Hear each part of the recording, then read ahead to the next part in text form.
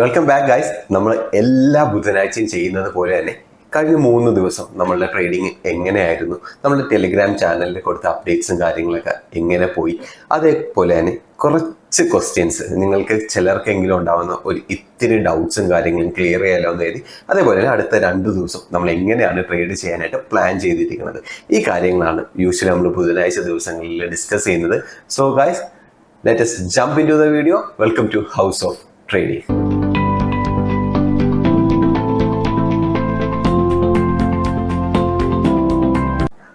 Market ഒരു bullish സെന്റിമെന്റ്സിലായോ? ഇതാണ് ഏറ്റവും ആദ്യം എല്ലാവരും ചോദിച്ചുകൊണ്ടിരുന്ന ചോദ്യം. ഗൈസ്, കൺസിഡറബിളി മാർക്കറ്റ് നല്ല അപ് ട്രെൻഡിലാണ്. അതിൻ്റെ ഏറ്റവും മേജർ പങ്ക് വഹിക്കുന്നത് HDFC ബാങ്ക് തന്നെയായിരുന്നു. അതിൻ്റെ കഴിഞ്ഞ റീസെന്റ് ലോയിൽ നിന്ന് ഈ ദിവസം വരെ കഴിഞ്ഞ 3 ദിവസം കൊണ്ട് മാത്രം ഏകദേശം 5% HDFC ബാങ്ക് മൂവ് ചെയ്തിരിക്കുന്നത്. ഈ ഒരു മൂവ്മെന്റിന്റെ പോസിറ്റിവിറ്റി ഇൻഡെക്സിൽ നമുക്ക് കാണാനായിട്ട് സാധിക്കും. എക്സ്പെഷ്യലി ബാങ്ക് നിഫ്റ്റിയിൽ ICICI ബാങ്ക് നല്ല രീതിയിൽ സപ്പോർട്ട് ചെയ്യുന്നുണ്ട്. റിലയൻസ് ഈ സാഹചര്യത്തിൽ വീഴാതെ പിടിച്ചു നിൽക്കുന്നത് കൊണ്ട് തന്നെ ബാങ്ക് ഈ ഒരു മൂവ്മെന്റിന് നല്ല പോസിറ്റിവിറ്റി കിട്ടിയിട്ടുണ്ട്. അതേപോലെ തന്നെ FIIസിന്റെ സെല്ലിങ്ങും വളരെയധികം കുറഞ്ഞിട്ടുണ്ട്. ഈ 3 കാര്യങ്ങളും കൂടെ ചേർത്ത് വെക്കുന്നതാണ് നമ്മളുടെ മാർക്കറ്റിലെ മൂവ്മെന്റിന്റെ ഏറ്റവും പ്രധാന ഘടകമായിട്ട് നമുക്ക് കാണാൻ പറ്റുന്നത്. ലാസ്റ്റ് 3 ദിവസം ഞാൻ പേഴ്സണലി എങ്ങനെയാണ് ട്രേഡ് എടുത്തത്, എങ്ങനെയാണ് ട്രേഡ്സും കാര്യങ്ങളും പോയിക്കൊണ്ടിരിക്കുന്നത്. മൺഡേ ഞാൻ ലോസിലാണ് ദിവസം എൻഡ് ചെയ്തത്. എന്താ സംഭവിച്ചതെന്ന് വെച്ച് കഴിഞ്ഞാൽ 100 മീറ്റർ ഓടിക്കൊണ്ടിരിക്കുകയായിരുന്നു. എല്ലാ ദിവസവും ഏകദേശം ഇൻട്രാഡേ ട്രേഡ്സും കാര്യങ്ങളും. പെട്ടെന്നാണ് എക്സ്പയറീസ് എല്ലാം ഇല്ലാതായത്.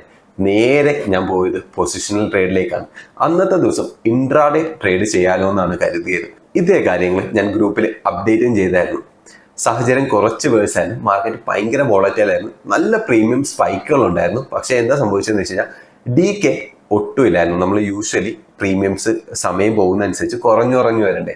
ഇവിടെ ആ ഒരു സാഹചര്യം ഇല്ലായിരുന്നു. പ്രീമിയംസ് ഒരു സൈഡിൽ കോൾ ഓപ്ഷൻ പ്രീമിയംസ് കൂടിക്കൊണ്ടേ ഇരിക്കുകയും പുട്ട് ഓപ്ഷൻ പ്രീമിയംസ് സെയിം സ്റ്റേജിൽ അങ്ങനെ തന്നെ നിൽക്കുകയും ചെയ്തു. ഞാൻ ഇൻട്രാഡേ പൊസിഷൻ ആയതുകൊണ്ട് തന്നെ അതൊരു ബഞ്ച് ഓഫ് ലോസിൽ ഞാൻ ആ പൊസിഷൻസ് എല്ലാം കംപ്ലീറ്റ്ലി ക്ലോസ് ചെയ്തു.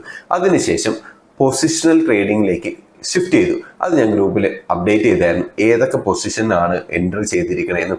അന്നത്തെ ദിവസം പൊസിഷണൽ ട്രേഡിലേക്ക് മാറിയതിന് ശേഷം നമുക്ക് കംപ്ലീറ്റ്ലി ലോസ് റിക്കവർ ചെയ്ത് കുറേയൊക്കെ കൊണ്ടുവരാനായിട്ട് സാധിച്ചു. വോളറ്റൈലായിരുന്നു മാർക്കറ്റ്, പക്ഷേ നമ്മൾ ലോസ് കുറേയൊക്കെ റിക്കവർ ചെയ്തു. എന്നാലും തിങ്കളാഴ്ച ദിവസം പൊസിഷൻസ് അവിടെ ഉണ്ടാവും. പക്ഷെ ഞാൻ ഒരു പർട്ടിക്കുലർ ഡേ ആയിട്ട് മാത്രം കൺസിഡർ ചെയ്ത് നിങ്ങളോട് പറയാണ്, നമ്മൾ ലോസ് ആണ് ബുക്ക് ചെയ്തത്. ഇനി ട്യൂസ്ഡേയിലേക്ക് വരാം. മാർക്കറ്റ് ഈ പറയുന്നത് പോലെ തന്നെയുള്ള പ്രവണതയിലായിരുന്നു. മാർക്കറ്റ് ഒട്ടും വിട്ടുകൊടുക്കുന്നില്ലായിരുന്നു. പ്രീമിയംസിന് അതേപോലെ തന്നെ ഹോൾഡ് ചെയ്ത് പിടിക്കുന്ന ഒരു നിഫ്റ്റി ഇൻഡെക്സിനാണ് നമുക്ക് ഈ ദിവസങ്ങളായിട്ട് കാണാനായിട്ട് പറ്റുന്നത്. ഉദാഹരണത്തിന് നമ്മൾ ശ്രദ്ധിക്കേണ്ട കാര്യം, പ്രീമിയം കുറയുന്നില്ല. കോൾ ഓപ്ഷന്റെ പ്രീമിയം കൂടിക്കൊണ്ടിരിക്കുന്നു. മാർക്കറ്റ് മേളിലോട്ട് പോകുന്നതുകൊണ്ട് കോൾ ഓപ്ഷന്റെ പ്രീമിയം കൂടിക്കൊണ്ടിരിക്കുക, പുട്ട് ഓപ്ഷനിലെ പ്രീമിയം ആ ഹൈ എത്രയാണോ പ്രീമിയം അതിൽ തന്നെ നിൽക്കുകയും ചെയ്യും. ഒരു 100 പോയിന്റ് നിഫ്റ്റി നീങ്ങുമ്പോൾ പുട്ട് ഓപ്ഷൻ 2 പോയിന്റ് ചിലപ്പോൾ 2 രൂപ പ്രീമിയം കുറഞ്ഞാൽ കോൾ ഓപ്ഷന്റെ സാഹചര്യത്തിൽ 8 രൂപയോ 10 രൂപയൊക്കെ പ്രീമിയം ഹൈ വരുന്നു.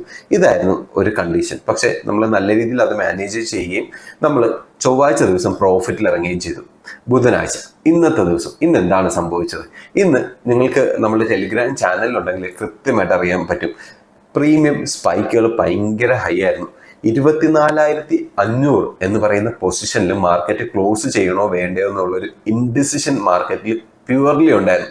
ഈ ഒരു ഇൻഡിസിഷന്റെ ഭാഗമായിട്ട് മാർക്കറ്റ് അതേ പൊസിഷനിൽ വരാൻ ഭയങ്കര വോളറ്റൈൽ ആകുകയും അതേ സെയിം ലെവലിൽ CPR ലെവലിന്റെയും കൂടെ ഇൻഡിക്കേറ്റർ ഉള്ളത് കൊണ്ട് തന്നെ മാർക്കറ്റിന്റെ വേരിയേഷൻസും സ്പൈക്സും ഒരുപാട് ഹൈ ആയിരുന്നു. ഇതാണ് ഇന്ന് മാർക്കറ്റ് സംഭവിച്ചത്. അതുകൊണ്ട് തന്നെ ഇന്നത്തെ ദിവസം ഒരു മാനേജബിൾ ലോസിലാണ് ബുക്ക് ചെയ്ത് ഇറങ്ങേണ്ടി വന്നത്. ഇത്രയും കാര്യങ്ങൾ നിങ്ങൾക്ക് മനസ്സിലായെന്ന് വരുന്നു. നമ്മൾ പൊസിഷൻസ് കൃത്യമായിട്ട് ഹോൾഡ് ചെയ്തുകൊണ്ടിരിക്കുകയാണ്.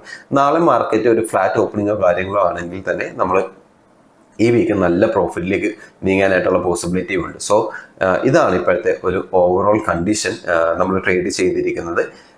ഈ വീക്കിലെ ആദ്യത്തെ 3 ദിവസത്തെ നമ്മുടെ ട്രേഡിംഗ് പെർഫോമൻസിനെ പറ്റിയിട്ടാണ് നമ്മൾ ഇത്രയും നേരം സംസാരിച്ചത്. ഇനി കുറച്ച് ക്വസ്റ്റ്യൻസ് എനിക്ക് ടെലിഗ്രാമിൽ മെസ്സേജ് അയക്കുന്നതായാലും ശരി, അല്ലാതെ വരുന്ന മെസ്സേജസും കമന്റ്സിലൊക്കെ നിന്ന് നിങ്ങളോട് പറയണമെന്ന് ആഗ്രഹിച്ച കുറച്ച് ക്വസ്റ്റ്യൻസ് ഉണ്ട്. എന്താണ് ഇൻജെക്ഷൻസ്? ഒരുപാട് പേര് ചോദിക്കുന്ന ഒരു ചോദ്യമായിരുന്നു. നിഫ്റ്റിയുടെ പ്രൈസ് 24,500 നിൽക്കുമെന്ന് കരുതുക. നിഫ്റ്റിയുടെ ഹെവി വെയിറ്റ് സ്റ്റോക്കുകളായ Reliance, ICICI bank, HDFC bank ഇതേപോലത്തെ കമ്പനികളിലെ ഷെയർസിൽ ഹ്യൂജ് ആയിട്ട് വലിയ ക്വാണ്ടിറ്റിയിൽ ഒരു ബൈ ഓർഡറോ സെൽ ഓർഡറോ പ്ലേസ് ചെയ്യും. അപ്പോൾ എന്താ സംഭവിക്കുക? ഇതിൻ്റെ അണ്ടർലൈങ് അസറ്റിൻ്റെ മൂവ്മെൻറ്റ് കൂടും. റിലയൻസ് ഒരു മിനിറ്റ് കൊണ്ട് 1% ഹൈയിലോട്ട് പോവുകയൊക്കെ ചെയ്യും. അപ്പോൾ അതിൻ്റെ ആക്ച്വൽ ഇൻഡെക്സ് ആയ നിഫ്റ്റിയും ഇതേ മൂവ്മെൻറ്റ് റിപ്പീറ്റ് ചെയ്യും. ഒരു മിനിറ്റിൽ 200 പോയിന്റ് 250 പോയിന്റ് ഒക്കെ ഒരു ഇൻഡെക്സ് വീഴാൻ നേരം അതിൻ്റെ താഴത്തുള്ള പ്രീമിയം ഉള്ള പുട്ട് ഓപ്ഷൻസ് ആയാലും അതിൻ്റെ മേളിലുള്ള കോൾ ഓപ്ഷൻസ് ആയാലും രണ്ടും ചിലപ്പോൾ സ്പൈക്ക് ചെയ്തിരിക്കും. എക്സ്പെഷ്യലി പുട്ട് ഓപ്ഷൻസ് 2 രൂപ 3 രൂപയിൽ ട്രേഡ് ചെയ്തുകൊണ്ടിരിക്കുന്ന പ്രീമിയം നേരെ ഷൂട്ട് ചെയ്ത് 50 രൂപ 60 രൂപയിലോട്ടൊക്കെ പോകും. ഇത് ഒരു മിനിറ്റിൽ സംഭവിക്കുന്ന കാര്യമാണ്. എത്ര സ്റ്റോപ്പ് ലോസസ് ഉണ്ടോ നിങ്ങൾ നോക്കണം. ഇരട്ടിയല്ല, അതിൻ്റെ ഇരട്ടിയല്ല, 3000-4000% മേളിലോട്ട് കയറും. ഇതാണ് ഇഞ്ചക്ഷൻസ് കൊണ്ട് നമ്മൾ ഉദ്ദേശിക്കുന്നത്. ഈ ഇഞ്ചക്ഷൻസ് ആണ് ഇപ്പോൾ നിലവിൽ സെബീനെ കൊണ്ട് ഇതേപോലത്തെ ഒരുപാട് റൂൾസ് ആൻഡ് റെഗുലേഷൻസ് നമ്മളുടെ മാർക്കറ്റിൽ ഇംപ്ലിമെന്റ് ചെയ്യിക്കാനായിട്ടുള്ള ഏറ്റവും വലിയ ഘടകങ്ങളിൽ ഒന്ന്. എന്തുകൊണ്ടാണ് സെല്ലിങ് ചെയ്യുന്നത്? ബൈ ചെയ്യാൻ പാടില്ലായിരുന്നു. സെല്ലിങ് ഹ്യൂജ് റിസ്ക് ആണ്. പ്രത്യേകിച്ച് സ്റ്റോപ്പ് ലോസോ കാര്യങ്ങളോ ഒന്നും വെച്ച് ചെയ്യാത്ത സാഹചര്യത്തിൽ നിങ്ങൾ മനസ്സിലാക്കേണ്ട ഒരു കാര്യമുണ്ട്. സെല്ലിങ് റിസ്കിയർ ആയിട്ടുള്ള ഒരു ജോബാണ്. ഏത് ബിസിനസ്സിനും അതിൻ്റേതായിട്ടുള്ള റിസ്ക് ഇല്ലേ? നമ്മൾ ആ റിസ്കിനെ അഡോപ്റ്റ് ചെയ്യുകയും കൺസിഡർ ചെയ്ത് മുമ്പിലോട്ട് പോവുകയോ ആണ് ചെയ്യേണ്ടത്. നിങ്ങൾക്ക് എന്ത് തോന്നുന്നു? ഞാൻ പറയുന്നത് എന്തെങ്കിലും വ്യത്യാസം നിങ്ങൾക്ക് തോന്നുന്നുണ്ടെങ്കിൽ നിങ്ങൾക്ക് കമൻറ്റ് ബോക്സിൽ നിങ്ങളുടെ കമൻ്റ് ആയിട്ട് രേഖപ്പെടുത്താവുന്നതാണ്. എന്നെ സംബന്ധിച്ചിടത്തോളം ഞാൻ ഓപ്ഷൻസ് സെല്ല് ചെയ്യാൻ നേരം ഞാൻ വളരെയധികം കംഫർട്ടബിൾ ആണ്. ഓപ്ഷൻസിൽ ട്രേഡ് ചെയ്യാനായിട്ട് എനിക്ക് ആ ഒരു മൂവ്മെൻറ്റോ കാര്യങ്ങളോ എനിക്ക് പ്രശ്നമില്ല. എനിക്ക് കൂടുതലും സമയം പ്രോഫിറ്റിൽ നിൽക്കുകയും വളരെ ചുരുക്കം സമയങ്ങളിൽ മാത്രം ലൂസിലേക്ക് പോകുന്ന സ്ട്രാറ്റജീസുമാണ് ഞാൻ ഡെവലപ്പ് ചെയ്ത് ഞാൻ ട്രേഡ് ചെയ്തുകൊണ്ടേയിരിക്കുന്നത്. ഇതെനിക്ക് വണ്ടർഫുള്ളി വർക്ക് ചെയ്തുകൊണ്ടേയിരിക്കുന്നു. അതുകൊണ്ട് തന്നെയാണ് ഞാൻ വീണ്ടും ഇതേ സ്ട്രാറ്റജിയിൽ സ്റ്റിക്ക് ഓൺ ചെയ്ത് ഇതേ മെത്തേഡ്സ് യൂസ് ചെയ്ത് മാർക്കറ്റിൽ നിലകൊണ്ടു പോകുന്നത്. ഇത് നിങ്ങൾ മനസ്സിലാക്കേണ്ടിയിരിക്കണം. സെല്ലിങ് റിസ്കിയർ ആണ്. നേരത്തെ നമ്മൾ ഇപ്പം ഇഞ്ചക്ഷൻ സ്റ്റോർ പറഞ്ഞതുപോലെ തന്നെ 2 രൂപയുള്ള പ്രീമിയം 60 രൂപ 70 രൂപയിലോട്ടൊക്കെ പോകാം. ഒരു 40-50 ഏകദേശം 1000 ക്വാണ്ടിറ്റി ട്രേഡ് ചെയ്യുന്ന ഒരാളാണെങ്കിൽ ഒരു ഒറ്റ മിനിറ്റിൽ 2 രൂപയുടെ പ്രീമിയം 60 രൂപയിലോട്ട് പോകാൻ നേരം ഏകദേശം 58,000 രൂപയൊക്കെ ലോസ് വരും.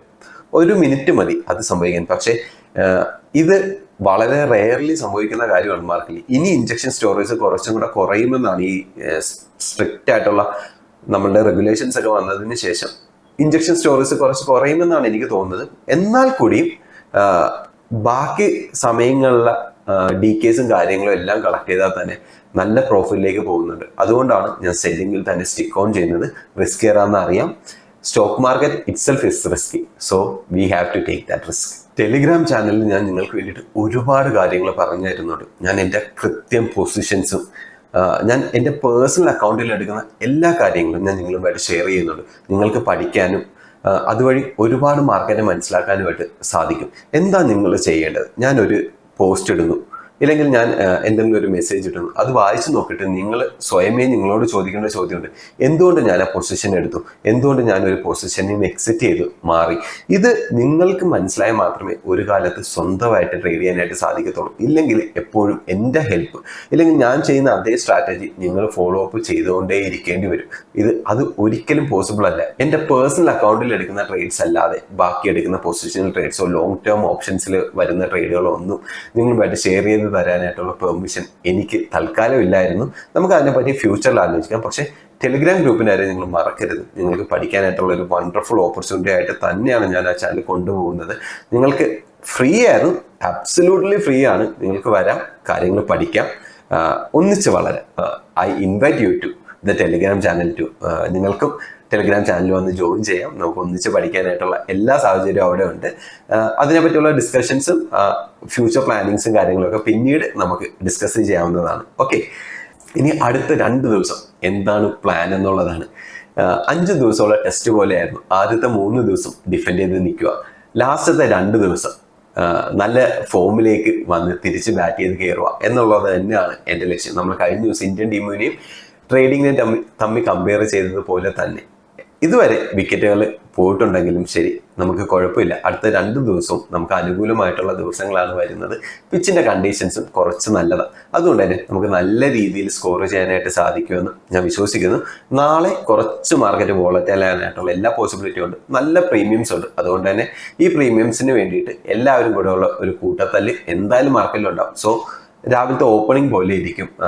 വലിയ gap up gap down opening ഉണ്ടെങ്കിൽ മാർക്കറ്റ് പാടായിരിക്കും. എൻ്റെ പൊസിഷൻസ് ലോസിലോട്ട് പോവുകയും ഗ്യാപ്പ് അപ്പ് ഓപ്പണിംഗ് അല്ലാന്നുണ്ടെങ്കിൽ പൊസിഷൻസ് എല്ലാം വളരെ സേഫ് ആയിട്ട് നിൽക്കും. ഒരുപാട് മാനേജ് ചെയ്യാനായിട്ട് ഉണ്ടാകത്തുമില്ല. നമുക്ക് പ്രോഫിറ്റിൽ ഇറങ്ങാനായിട്ട് സാധിക്കും. ഇതാണ് ഇപ്പോൾ കറന്റ് എൻ്റെ പൊസിഷൻസിന്റെ അവസ്ഥ. ഇനി മറ്റന്നാൾ സെൻസെക്സിന്റെ എക്സ്പയറി ആണ്, വോളറ്റൈൽ ആയിരിക്കും. ജാനുവരി തൊട്ട് സെൻസെക്സിന്റെ എക്സ്പയറി ട്യൂസ്ഡേസിലോട്ട് മാറുന്നുണ്ട്. അപ്പോൾ നമുക്ക് അധികം പ്രശ്നം ഉണ്ടാകത്തില്ല. മൺഡേ 1DT ചെയ്താൽ ട്യൂസ്ഡേ 0 എക്സ്പയറി ചെയ്യാനായിട്ട് പറ്റും. പിന്നെ 1DT എക്സ്പയറി, അതിനുശേഷം ഒരു ഫ്രൈഡേ മാത്രമേ ഉള്ളൂ. ഫ്രൈഡേസ് ആ സമയത്ത് ട്രേഡ് എടുക്കണോ വേണ്ടോ എന്ന് ഞാൻ തീരുമാനിച്ചിട്ടില്ല. നിങ്ങൾ എന്തായാലും ആ കാര്യങ്ങൾ അറിയിക്കുന്നതായിരിക്കും. സോ വളരെ കെയർഫുൾ ആയിട്ട് മാത്രം നാളത്തെ ദിവസം ട്രേഡ് ചെയ്യുക. അതിനുശേഷം മറ്റന്നാൾ നമുക്ക് എങ്ങനെ മാർക്കറ്റിൽ ട്രേഡ് ചെയ്യാം കാര്യങ്ങളെല്ലാം നമുക്ക് നമ്മുടെ ടെലിഗ്രാം ചാനലിൽ ഞാൻ ഡിസ്കസ് ചെയ്യാവുന്നതായിരിക്കും. സോ വളരെ ഹെൽപ്ഫുൾ ആയെന്ന് ഞാൻ കരുതുന്നു. Thank you very much. Thank you for listening to me.